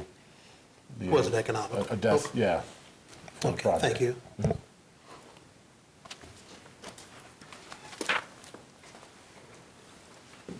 Mhm. Councilman Jensen. Thank you, Your Honor. So the 20-foot setback, it's not going to leave a whole lot of room for parking in here as I look at this. There's also a building on the property adjacent to it. So is there intent to have a front drive through the middle of the landscaping into the fence then? Or do you know? Yes, Councilmember Jensen, there is a drive, actually, there's a drive there currently off of the street, off of Eugene. So the landscaping will, yes, so the landscaping will flank the driveway in that 20-foot setback. I guess I'm struggling with this. This doesn't fit the neighborhood there. I mean, there's houses on the other side of it across the street. It looks like it's a very small parcel that's ideal for a regular home to be built on, so it doesn't tie into the business at all. They're going to have to get cars out of that lot and on the public streets back into their business, so it's not integrated with their existing property at all, nor would we allow it to be with the existing building that's there and a 20-foot setback. So I too sort of struggle with it being a gravel lot. I mean, we're trying to elevate parking in this town, and adding more gravel doesn't seem to be the right solution to me. Deputy Mayor. I don't think the gravel matters because you're not going to see it anyway, right? It's going to be behind the. Yeah, the gravel itself will be obscured from. Yeah, it'll have Right down the driveway. It'll have the yard in the front. Well, let me tell you the information I got from people that live over there. So I probably got 10, 12 calls, few emails. They don't have a problem, and I'll tell you what, most of them was very appreciative of the conditional use permit. If that wasn't in there, they would not have gone for it. But because it has such strong conditions placed on how it's going to run and look, and a couple of people said it's going to look a whole lot better than the lot does now, so I only heard two that were against it, so I will be for it because that's what I heard most people wanted. Okay, Councilman Emerson. Thank you, Mayor. One last question, Mr. Finder, at least for me. Were any of the neighbors surrounding this, anyone within the protest zone voice any opposition to this? We did not get any responses from people in the notification area for the Planning Commission meeting. Okay, thank you. Yeah. Councilman Jensen. Just to follow, Ms. Clear, we got a letter stating that the NIA officially didn't support that. Do you have any comments on that? Did you talk with the NIA at all? What I understood, there's 3 NIA people at the meeting. And this is North Topeka West. Mm-hmm. And that's not that NIA, is it? No, we did receive a letter in your packet, pulling it up here, that, that came from the NIA. There was one before the Planning Commission meeting, so that was in the Planning Commission record, and then I think you received one as well, very similar letter. So the NIA officially doesn't support this? Not the members, the couple, 3 members, but I think what I heard, the more positive outweighed the NIA. Good enough for me, thank you. Councilman Lesser. Call the question. So before we vote, Everybody stop. Call questions, everybody stop. once somebody says that they're not ready to finish, we don't have to call the question. But what I will do is I will reiterate that this is a situation in which we need to disclose any ex parte communication. We are at this point in time required to state if we have received any sort of information that is either on the record or outside of the record that will sway your way of voting, and you have to disclose that you are able to do a vote impartially. So if anybody would like to disclose any ex parte communication, this is the time to do so. Councilman Jensen. The only thing I received was a letter from the NIA. Deputy Mayor. Constituents. Councilwoman Ortiz. I received a letter and a phone call. Councilman Emerson. They also received a letter today, and actually an email, and then a letter tonight, a handout from the NIA, and I'm able to render a impartial decision.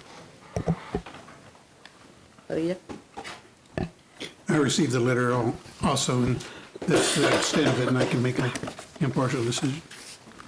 Councilman Dobler. Similarly, I received a letter and an email and tonight and feel like I can make an impartial decision.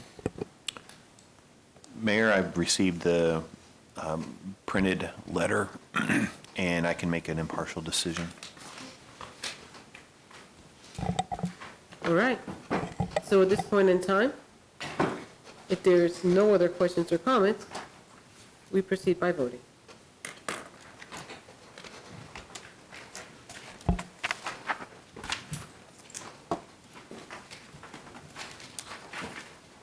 We have 8 yes, Mr. Padilla and Jensen voting no. 8 having voting yes, the motion passes. We now move on to item C, if the clerk would read.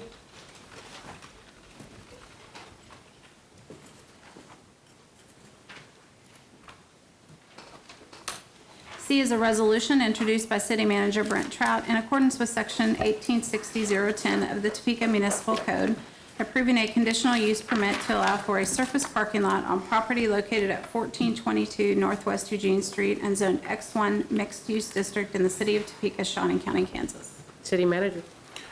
Mayor, I have nothing further to add. The staff is here to answer questions if you have them regarding the conditional use permit standards that are there.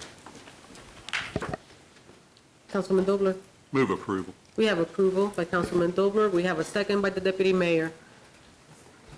Seeing no questions or comments, this yet again is another ex parte communication kind of issue in which you have to disclose if you have received any information that could potentially sway your vote or not, and that you are able to make a vote without being impartially. Councilman Jensen. Yes, I did receive a letter. Yes, I can make an impartial decision. Deputy Mayor. Constituents I heard from, and yes, I can be impartial. Councilwoman Ortiz. I received an email and a letter, and I will not be persuaded. Councilman Emerson. The same. Councilman Padilla.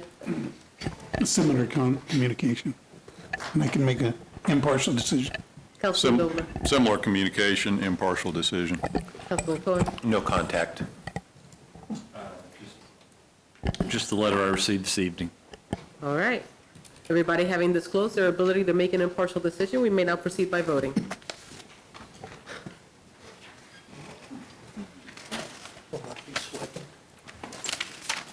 That will not be persuaded. We have 9 yes, Mr. Padilla voting no. 9 having voting yes, the motion passes. We now move on to item D, if the clerk would read.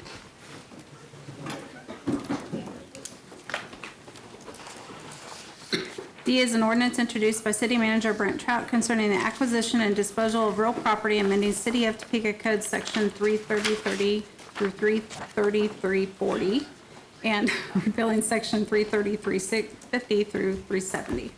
City Manager. Thank you, Mayor. This ordinance is a product of the RPI involving staff from various departments that are involved regularly in acquiring and disposal of real property. Staff considered the practices of other large cities in Kansas and now recommends changes to the ordinance passed more than 28 years ago when the city operated under a different form of government.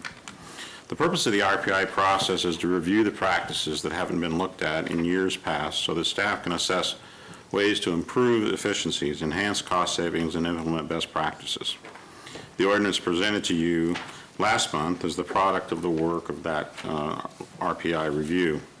However, based on last month's decision, staff drafted changes that would retain governing body approval for any lease for use by city departments if, first, the lease terms exceed 5 years, and second, the annual costs, including rent, exceed $50,000.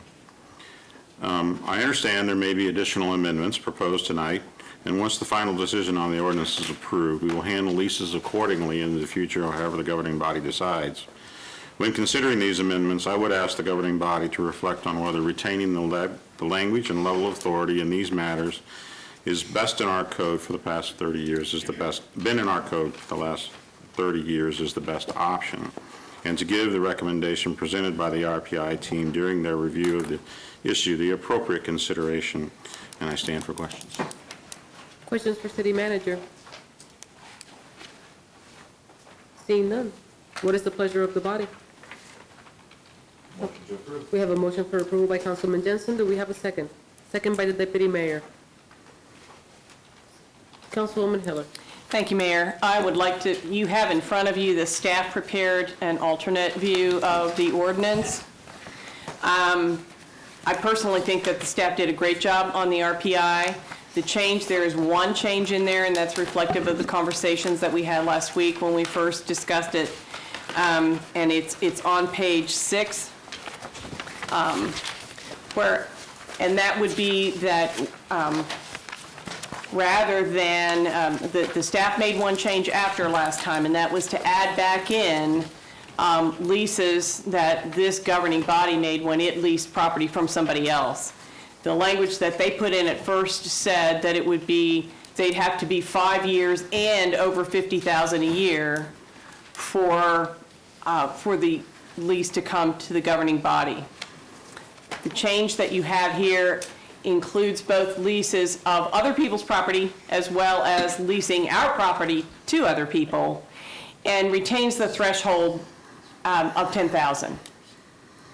And I'll explain very briefly why. First, I want to thank Mary. We really went through back and forth a lot of these issues.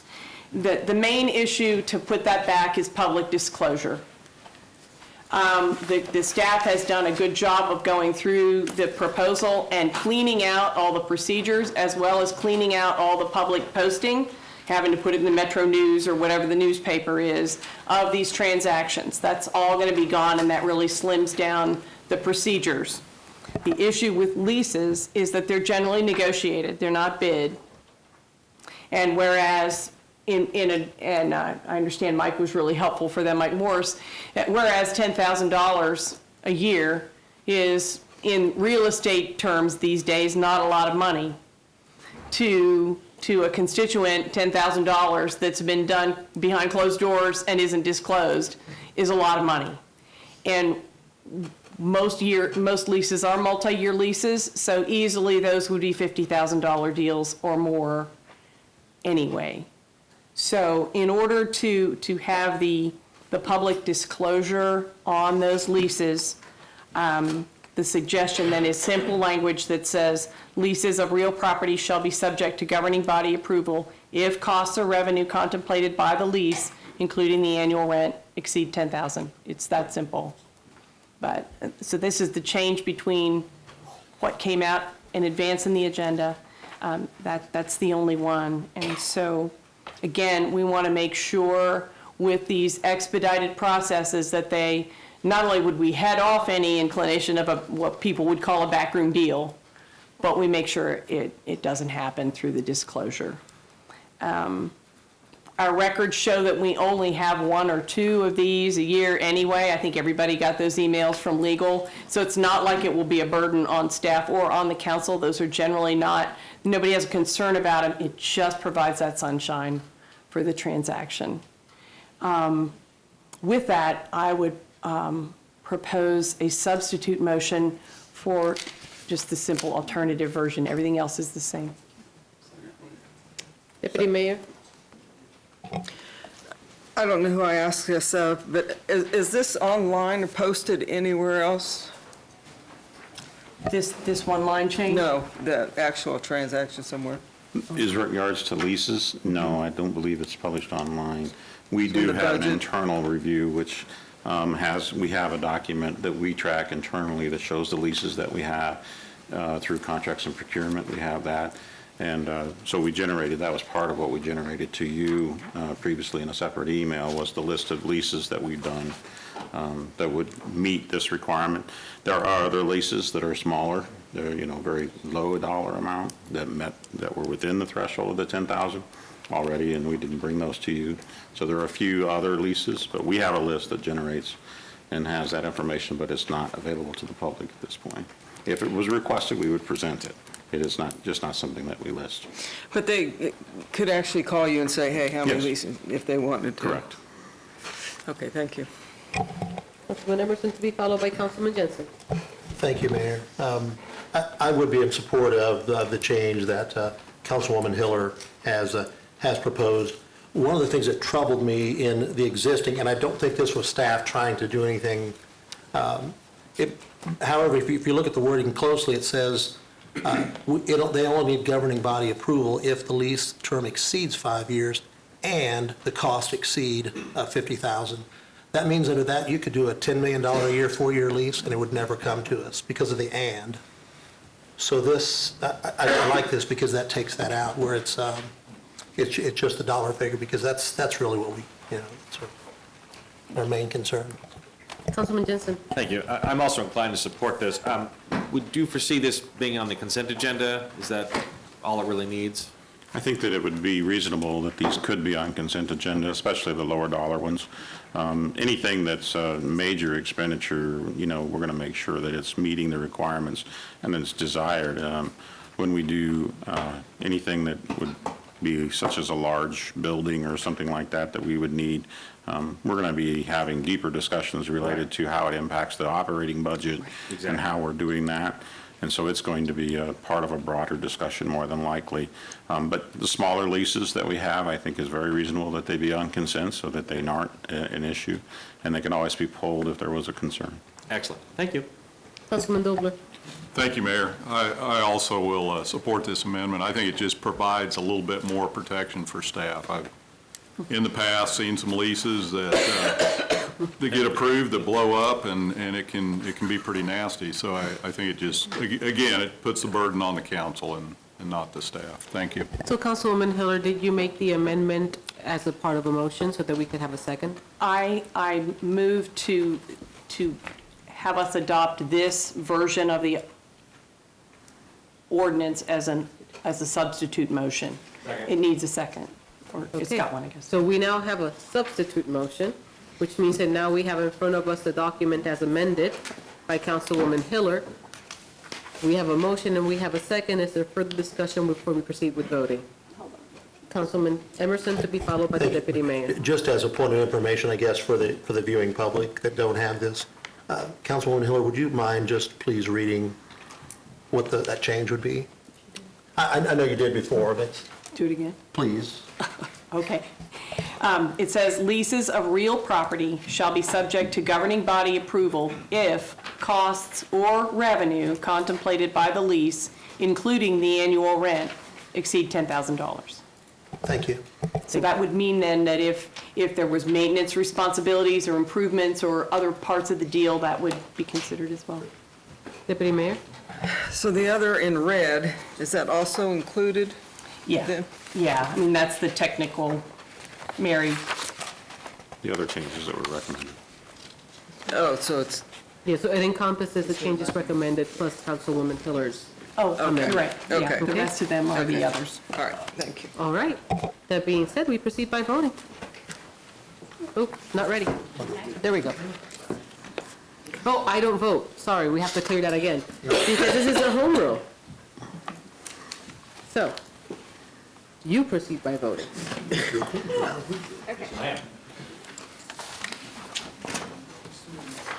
You'll not be split.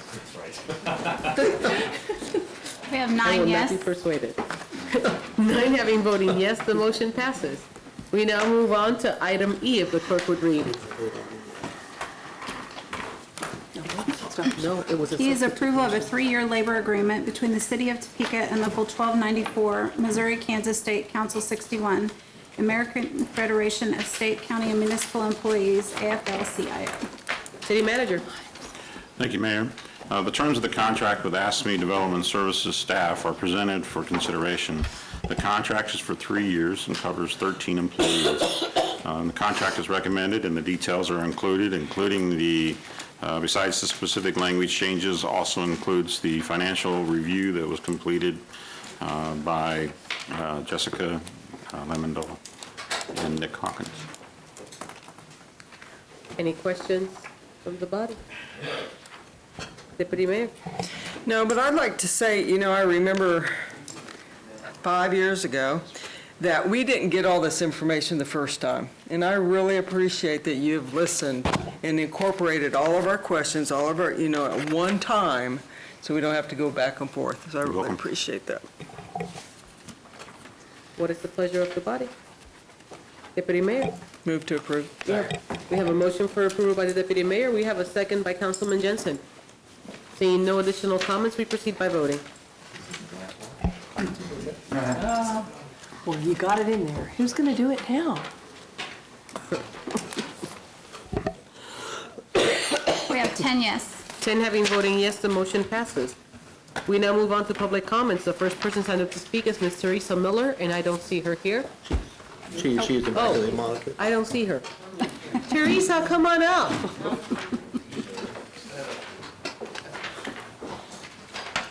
Good evening. I hope you can understand me. I'm kind of disappointed tonight. Our city council has asked our neighborhoods to make a neighborhood plan. And when we do that, we ask for your help to keep that plan. And one in our plan for North Topeka West was, do not change any residential to any other zoning. That failed. What disappoints me even more is Kansas Fencing bought property, and they didn't understand when we had this rule and you guys followed it. They had bought a house next to the property that they had and wanted to change the zoning on it. They were turned down for saying that zoning because we were honored for keeping residential. So they eventually had to buy other properties and move the whole bunch they bought then somewhere else about a block away because they respected what our wishes were. Tonight, you did not do that. You asked us to make a plan. We made the neighborhood plan. We told you keeping residential is a vital thing for our neighborhood, and you did not listen. So I wanted that part. The other part, when you allowed gravel to be put down instead of asphalt or concrete, to me, it's nothing but a junkyard.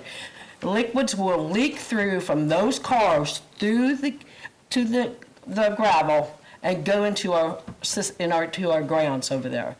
We have a lot of underwater streams that lead to the river, and we'll be polluting the river. So I'm disappointed in that also.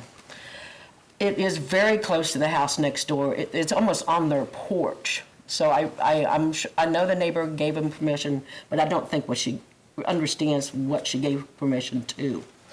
The other thing I came up here basically to talk about is I had a situation, as a matter of fact, the meeting for the zoning and that was November 19th. When I went home and left, it was around 9 o'clock, I was getting home. You could not see for a 3-block range in my neighborhood for the smoke that was so thick. We couldn't even see to back up into our driveway. We couldn't see our driveway because he always likes to back his truck up in, to get in our driveway and to get in the house. He is on 3 different medications for breathing. 2 of them are inhalers. I have trouble breathing when it's smoke like that. We could barely get in our house, so I called for the second time because I called the week before because the person behind us is burning things they are not supposed to burn. It looked like they were burning it on the ground. But what he had evidently done, and nobody told me this until I called the second time, that he's taken a big bowl type thing, set it on the ground, and the flames are shooting up more than 6 feet tall. I mean, it's a hot fire. So I called for the second time. And I asked him, can you please, because there was 2 fires. It looked like it had arced over and started another fire. So I asked him, can you please have them put them out? We cannot breathe. In our house, we got some over windows in the back of the house. The smoke will come in, and whatever they burn, a lot of times will burn our throat and burn our eyes. And we're in our house. So when I called the fire department this time, we got a knock on our door later, and the firemen were there with the fire truck in front of my house. I'm like, why are you here? In the process, the gentleman behind me that we called him on had just gotten out of prison for the second time. He had already threatened me once on a 911 phone call 2 years before he went to, just before he went to prison the last time, threatened to kill me. This time he came on my property, which we had a drug house next door. We were told by the police department to put no trespassing, keep out signs on our house, which is not very. Teresa, your time has expired. Do you need an extension? Do what, hon? Your time has expired. Do you need an extension? Yes, I do. Just a How little many bit more. minutes? 3 minutes maybe? 3 minutes? Can I have that? We have a motion to extend for 3 minutes. Do we have a second? Second. We have a second. Please proceed by voting. All right. Okay. We have 10 yes. 10 having voting yes. The Teresa, you have gentleman 3 that we had a problem with had pulled into my drive. One of the 3 firemen that showed up was a friend of this guy, and he told him to get off my property. And he tore down the street and peeled back around. So now he knew for sure it was us that turned him in. He again, during the time he was on my property, had told one of the firemen had threatened me again. And when we were talking, I asked him to call the police. They called the police, and the officer came. The officer was extremely rude to me, said that I had harassed this man because I've called several times on him on the fire, and that I need to quit harassing him, and that I need to apologize to the firemen for calling them again. I said I have talked to him. I said I thank them for the service that they did. They told me there was nothing they could do. You're not supposed to be burning leaves or anything, any other type of stuff like that causes chemical reaction, but he does. So I'm getting scolded by a police officer, and the gentleman says, I need to talk to one of you officers of what he said, but I don't want her to hear what he said to me. So another officer took that, whatever he had to say. I never did find out what the guy said. And I went to the fire chief and asked him if he could talk to those gentlemen to find out what he had said to the police department. Because the following day I went to the police department, I went to Attorney Affairs to turn in the police officer because he was extremely rude. They were on training for that week. So I went back to the police department and I asked to talk to someone. Finally, they gave me an officer and they took down everything I said and they said, Officer Trimble will call me in a day or two. That was November 20th. I have not ever gotten a phone call back on that. I ran into the police chief here probably not quite a month ago. When I tried to approach him, talk to him, he did not seem friendly. He says, well, just call me at my office tomorrow. And that was kind of attitude. I didn't call him because I didn't want to deal with somebody that already has made up their mind that they don't want to deal with me. So that's where I'm sitting. Nothing has been done. I have been threatened, and I don't feel safe in Topeka. I apologize, but that's how I feel. Have a good evening. Thank you for your comments, Teresa. Mr. Joseph Ledbetter.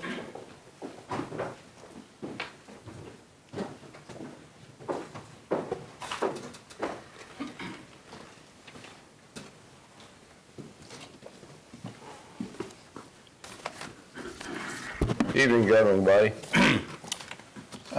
I just want to put on the record that I still have not received the water rate report that I asked for through Acora last month. And I think I sent all of you a document showing that that document was supposed to have been finished July 1 of 19.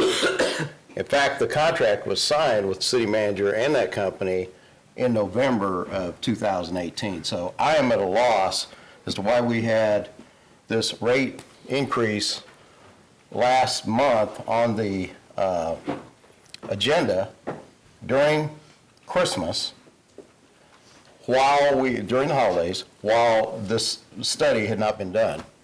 And it was about 7 months past due. And it's still not done. Maybe we need a refund. Maybe we could undo the rate increase. That'd even be better. What I came down here to talk about, I want to put this into the record and hand that to each of the governing body members.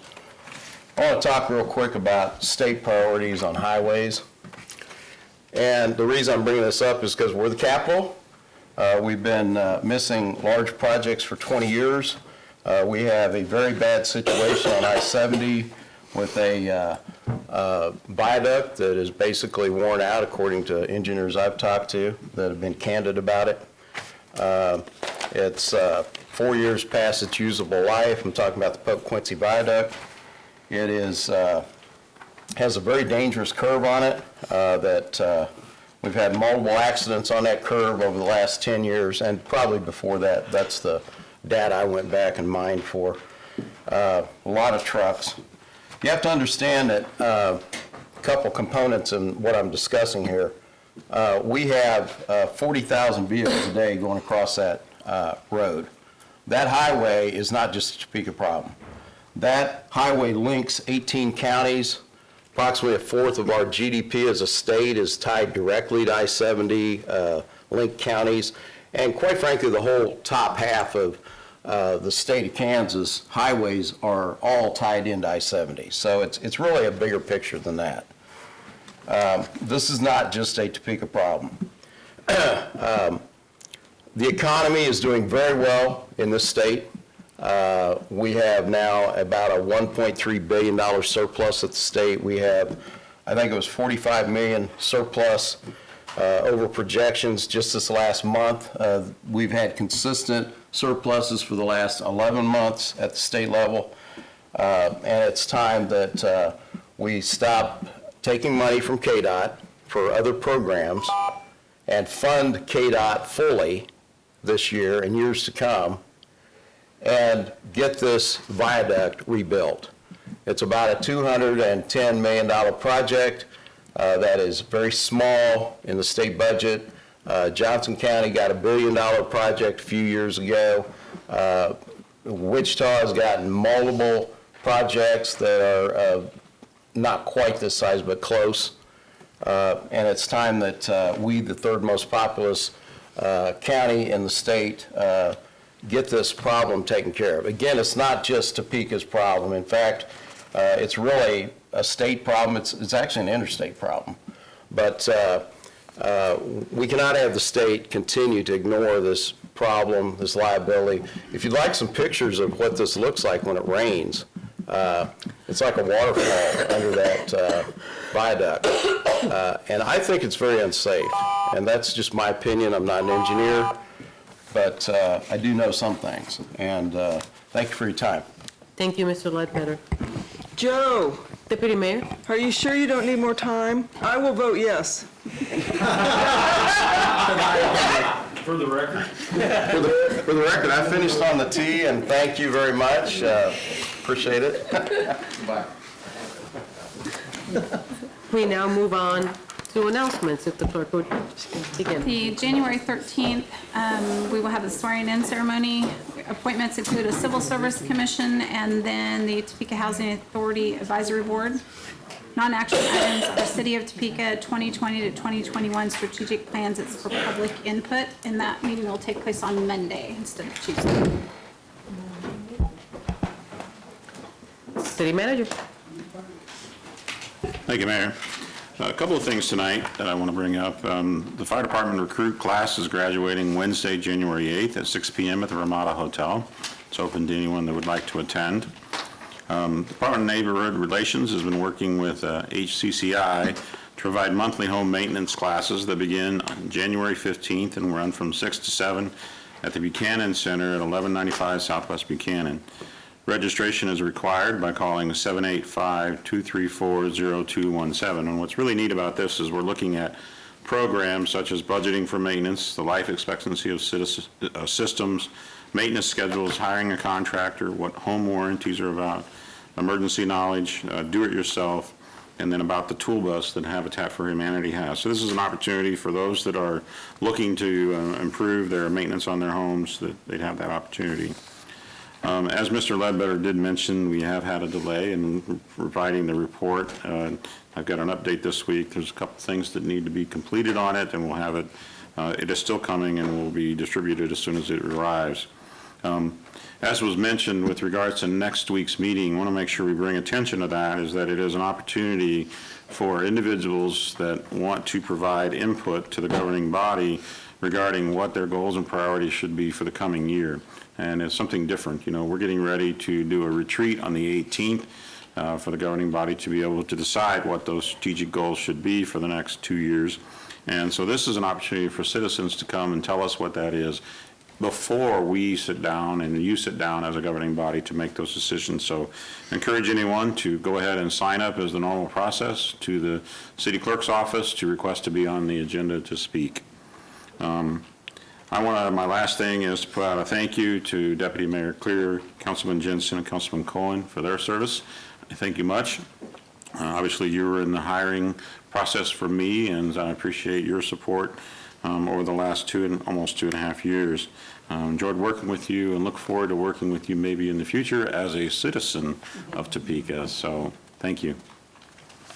Thank you. I want to echo those sentiments. I know that had the opportunity to make a few remarks about each of them, but the level of camaraderie that we've enjoyed in this council has been something that our community has been thirsty for.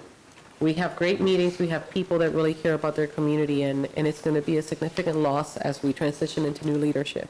So know that your service is not for naught. You're loved, you're appreciated, and we know that you're going to keep calling us and getting in touch, and because once you start serving your community, you're always a servant to your community. So thank you very much for that. I do want to pause and let the body know that as we have been in meetings, Iran has fired missiles at our U.S. forces.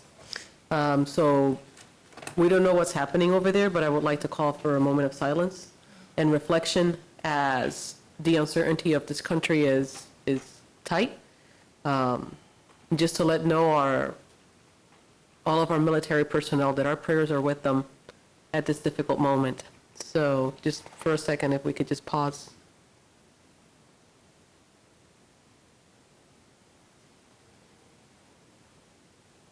Thank you very much.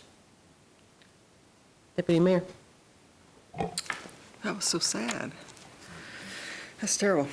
Okay, here's my poem. This is the last time as a council member I get to speak my mind. As some people sigh and say, gosh, it's about time. But I gave to my constituents the best that I had, for which many are grateful and some are even sad. I've learned a lot about the city and staff, and it's amazing what they deal with on our behalf. I'll be slow to complain without really knowing the facts, the plans, and what the professionals are showing. Council members, I'll miss you and all that we shared, arguing, discussing, and the feelings we aired. Carry on in the fight to grow our great city, but please don't send everything to a committee. I hope I'm back to inform and to speak, and when I do, please remember I was once in your seat. That's beautiful.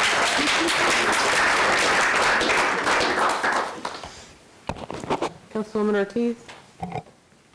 To Council Deputy Mayor Clear, to Councilmember Brendan Jensen and Jeff Cohen, I'll miss you guys, and all I have to say is, you know where I'm at. I'm right here in this seat. Councilman Emerson. I just can't wait to see the poems that these gentlemen have. No, Sandra, Brendan, and Jeff, it's been an honor serving with you guys. I've learned a lot from all three of you over the last 3.5 years I've served with you, and you'll be greatly missed. So thank you for everything, guys. Councilman Padilla. Like everyone has said, it's really been an education. Everybody here on the council really brings something to this body that has helped me enjoy this opportunity to serve the city. And Sandra, I've liked your straightforwardness. It really does come in handy. It really does. And Brendan, I always like hearing the dad jokes. I groan a lot, but they're pretty good. And Jeff, I do enjoy serving with you on the committees. And I know that sometimes we saw things from different perspectives, but we always respected each other for those. And I really appreciate your professionalism on the council. Thank you very much. Councilman Jensen. You're still present. You're still present. Oh, my. So as best I can remember, we got sworn in around 6:30 on the 14th of April. That means we've been here 4 years, 24 days, or 4 years, 8 months, 24 days, 1 hour, and about 25 minutes. That's 1,729 days of continuous service, 41,497 hours. That's an amazing amount of time. I can only imagine what you, Karen, and Sylvia, what you guys have served. Guys, that's longer than I've been married. That's longer than I've been a father. In fact, I'd managed to convince this rather attractive chiropractor that I was something special before I started running, thank God. And in the middle of our campaign, I managed to sneak away to Paris and get her to marry me, at least ask her in front of the Eiffel Tower. So I've grown up on this council. It's kind of a scary thought for me. I mean, I look back to where I was before we started all of this, and you know, I had just started my business. In fact, I was working part-time for Amber, doing her books, and we had 1 employee. And now we have 2 very successful businesses. We have 5 employees between the 2 of us. I mean, it's crazy what's changed in the time we've been on here. You know, when we got elected, Topeka was just on the edge of really taking off. And now we're full speed down the runway, folks. I mean, you talk about what's going to happen in 2020. We're fixing to take off, guys. It's going to be incredible. I can't wait.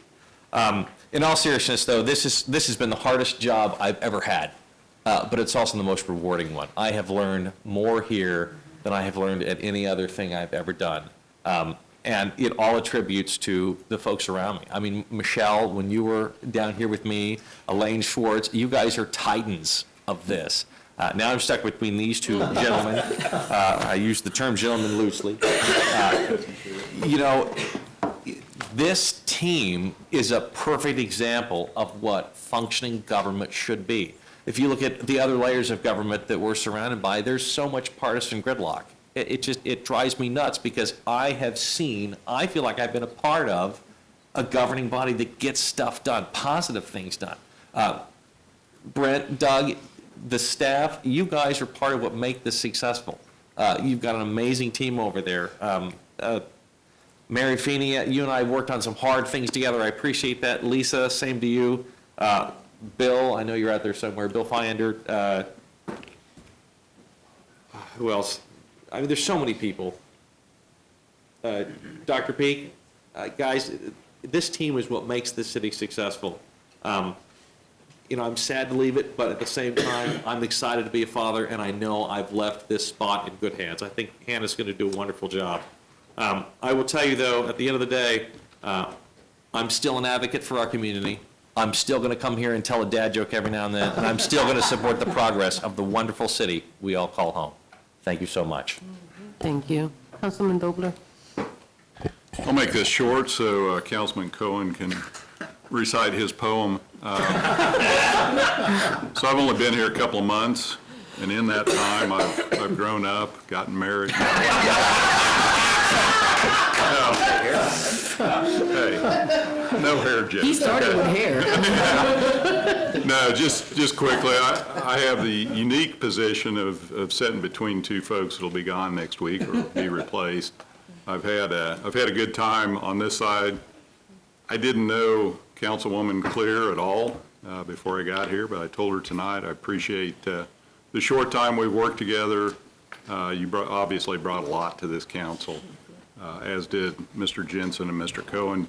You'll be missed, and we'll look forward to seeing what you do down the road. Thank you. Councilman Cohen. Thank you. I think our phrase is, we can disagree but still be friends. And that's kind of how I've treated it. We haven't always seen eye to eye, but yet we can still be friends. The thing that I've really enjoyed the most, and I don't have a poem, is seeing some change, seeing the change that's happened. One of my first committee appointments was on the TGT committee, and I was one of the first buy-ins for the plaza. And if you guys remember, the plaza was not very popular, but we saw the vision, and there were people still occupying those buildings. And how is that going to happen? Well, it was really neat to see all that change. There was a diner in the Wheatfield Village area. I can't remember the name, but that was my first job. And it's really neat to see that entire corner redeveloped. All those old buildings bulldozed down. If you guys haven't gone to the new theater, we went and saw Star Wars on the grand screen, and then took my kids to see the Will Smith animated flick on one of the other screens. And you know, those electric chairs are heated, and it is a really, really fun experience. And I think that just, you know, my first job was right there, right about where that theater is, and thinking, you know, that is such a wonderful transformation to that corner. And I hope that we continue to see these type of developments and this type of growth in our city with this new council. So good luck to y'all. And I know you guys have some big challenges. Tax increases are coming pretty soon. And I look forward to those discussions, but I'll be on the other end of the camera. So looking forward to that. Thank you. Thank you. Councilman Lesser. Thank you, Madam Mayor. I've enjoyed working with all three of you as well. Sandra, you and I haven't always agreed, but you have I have always honored your integrity. And the one thing that you and I definitely have in common is we say what we think, and like it or not, people know where we stand. They don't have to guess on that. So I've enjoyed working with you. Brendan, the statistics you gave out, you forgot one, which was 462 bad jokes. But I will continue to see you. Unfortunately, I will get a bill now every time I get to see you on my IT needs. So, but I know I'm in good hands there. I've enjoyed, obviously, working with you. You know, Jeff, the first guy that stopped by and asked me how they could help when I announced was you. You brought me a disc, and we talked, and I'll never ever forget that. And so I thank you for that. And I've definitely enjoyed working with you. The second thing is, a lot of people don't know that Jeff and I were fraternity brothers. And I also appreciate you not sharing any of those stories with me.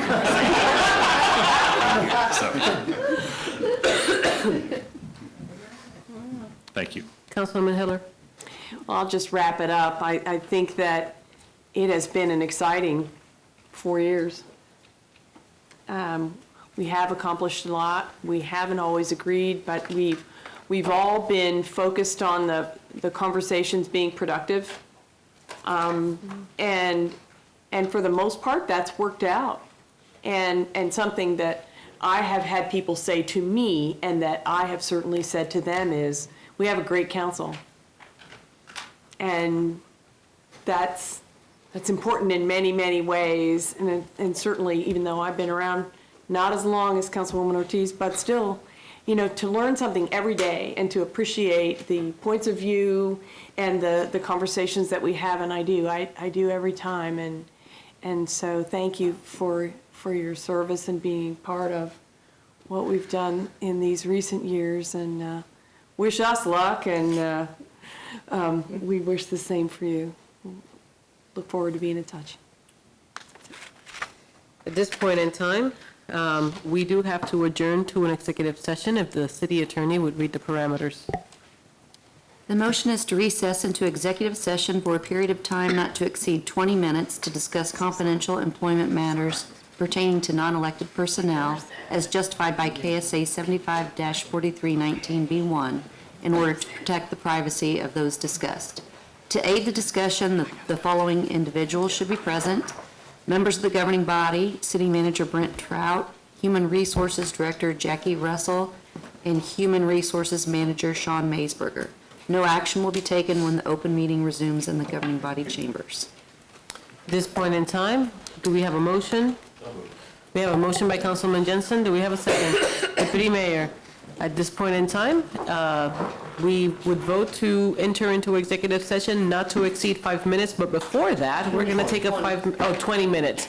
But before that, we're going to take a 5-minute recess. We now proceed with the votes. It's contingent. Chief Cochran.